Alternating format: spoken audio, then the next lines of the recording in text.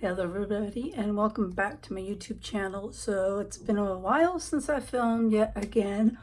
I did go to Laughlin and Vegas. I was gone for a week.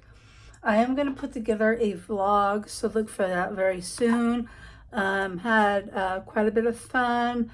I did a lot of filming off and on. Just FYI, some of it's going to be a little explicit. It is Las Vegas. I tried to keep it PG-13, but you can't help but sometimes things are, just out there. Anyways, so just look for that. It was a lot of fun. I have a lot of really good footage.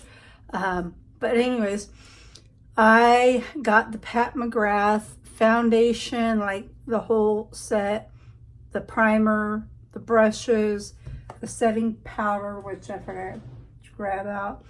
I got all of it before we left, which was great because I wanted to try it all out, like fully. So I've been playing with this for over a week now. Is pretty much all I wore while I was there every day, until I ran into an Ulta and I picked up the Anastasia foundation, but that will be a separate review.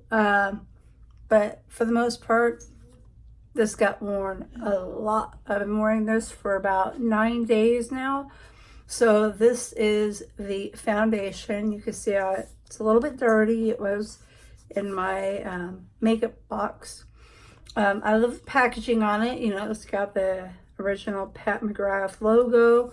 You open it up like that, which is really unique. I do plan on keeping it in here because it is very easy and neat to store like that. So the foundation is very, very like heavy, luxurious feeling, as it should be. This is it's 35 ml, 1.8 fluid ounces, so it's 18 over fluid ounces over what your typical foundation is. So you are getting a little bit more. Sorry, I have like a bristle in my mouth. Anyways, ingredients on the back, it contains water. I know a lot of people have been putting out alcohol, glycerin. The alcohol has not bothered my skin at all, and I've been wearing it for a good week or longer now.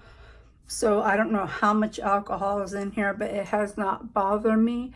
But just to point that out, again, I love the packaging on this. Phenomenal. I got the color medium 14. It was really, really hard to pick online. But my first recommendation is go into your local Sephora and have them try it on, because online is very complex. The only reason I did it online was because I got 10% off. So anyways, when you buy the collection, they automatically pick your powder, and this is the color I got. It is really, really dark. I mean, look at that. Now, I have been using it because, good Lord, I paid for it, but it is just super dark. I have to really, really get it into my skin.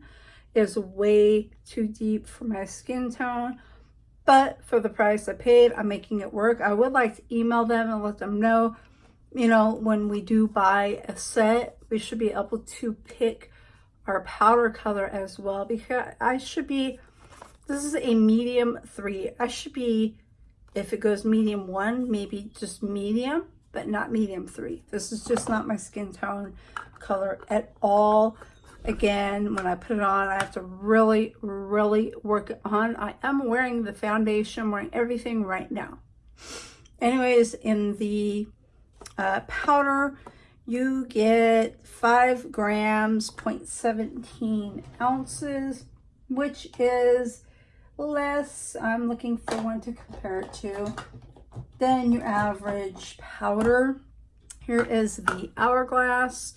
This one has 0.36 ounces, which is double 10.5 grams is 17 ounces. This is 36.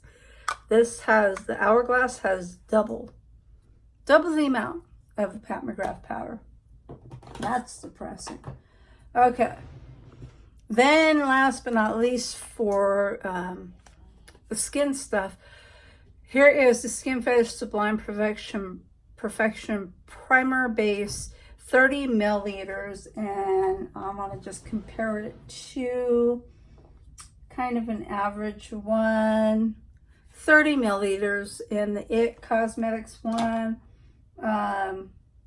Yeah, so it's about average, 30 milliliters in the MAC primer. So that's about an average amount. Now, I'm going to take this out. This is just a flimsy kind of package. Now, it is cool how it kind of opens in the back like that. But this is going to be the cheapest primer bottle I've ever had, ever.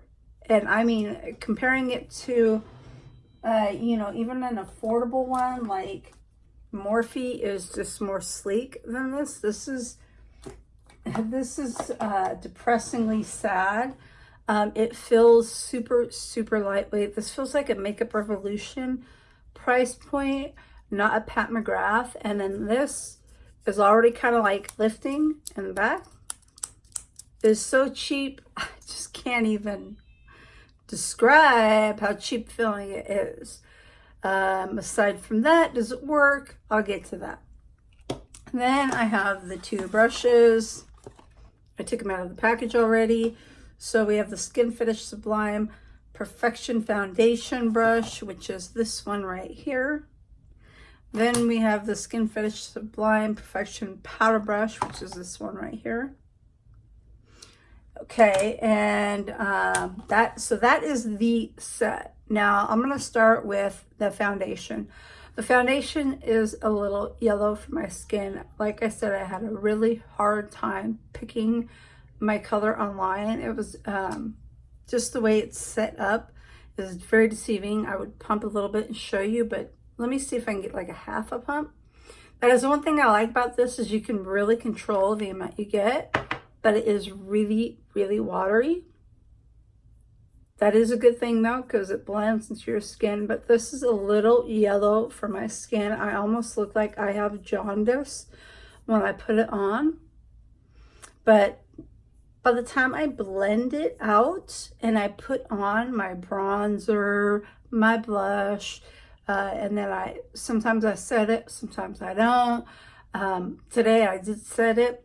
It does look okay, but I feel I could have gone down. This is a medium 15. I could have probably gone down to like a medium 12 if it goes that way. I don't know. I ordered it a while ago, but I could have got down a couple of colors. That's all I know. The foundation I have actually fallen in love with. Again, I've been using it for about 9 days. I play with it, with setting it, without setting it, with a brush, with a beauty blender. I find that it works the best if you first apply it with a brush and then you go in and you take your beauty blender and you dab it into your skin more after applying it with a brush. That for me is the best way I've found to apply it. I do feel like I have a more natural, luminous kind of feel, and it does last. I mean, I've put it to the test. I wore it for like 12 hours some days longer, some days shorter, and I do really like it. It does feel tacky if you don't set it, but after a little while it does sink into your skin, and it does transfer. It is not transfer proof, but I do really seem to like it. I just really probably could use a different color, but I'm gonna make it work. The powder, however, is a very finely milled powder. I hate the application, like the whole knitting thing going on in here. There's nothing to control it, nothing to stop it from going everywhere. It's very messy. I don't think this is worth the money for the amount you get. I don't. And I really, again, I don't know if I'm going to email them, be like, hey, you know, can I send this one back and get a lighter shade? But I don't recommend the powder. I just don't. The primer has some really good ingredients. water, glycerin. Anyways, most of these I can't even pronounce, but they're good. Do I feel it makes a difference? No, I don't. I have a million primers, and I don't think that this is a necessity, especially for the price. I do not recommend it. And good Lord, the packaging, I hope she reformulates the packaging and repackage it, because that is just, it's sad. The foundation brush, it is like a mini. I don't know if you can tell. I'm going to put it next to the powder and see if you can see how flippin' small it is. It's just, it isn't a full size. Now, I don't know if she did it that way because it's a foundation. Maybe the handle, you can get it in more crevices or, you know, whatever, have more control over it. But I was a little disappointed when I opened it and the handle was like a mini, because I mean, this is a foundation brush from Fenty and this is the one from Pat McGrath. Big difference, big difference. This is stiff and it, you know, you can kind of work it in. I use this a lot with the foundation. This one does work. It is kind of, you know, a packing brush stiff, but it is just not worth the money. I'm sorry, I am disappointed in that brush. This is the powder brush. I do like the fact that it is a full size. It does not feel as soft as, again, my Fenty. I use this Fenty powder brush every single day. This is super soft. This one has a little more packing into it. I mean, maybe because I haven't used it as much. It feels super lightweight. This feels more sturdy, more heavy duty than this one. This feels cheap. This feels like a Morphe brush. Not to bash Morphe brushes because I own a lot of them, but just price wise, this should feel heavyweight like the Fenty brush, because I have a Morphe brush. It is actually a little bit heavier than this still. It is just not worth it. Debating on whether I'm going to ship those back or not. I am keeping the collection with the foundation, but again, I wish they would have let us, I have an itchy nose, pick our powder, because this is just way too deep. I gotta powder my nose because it's itching me. Anyways, so that is it. My recommendation is go to Sephora, let them match the color to your skin with the foundation and stick with just that. If you're thinking of getting anything out of the collection, this is really honestly the only thing I can say I truly absolutely recommend and enjoy a lot. But that being said, you know, there's a lot of foundations out right now, so it is completely up to you. Let me know in the comments below if you've picked any of these up, what you think, if you're thinking of picking them up, and I will see you soon.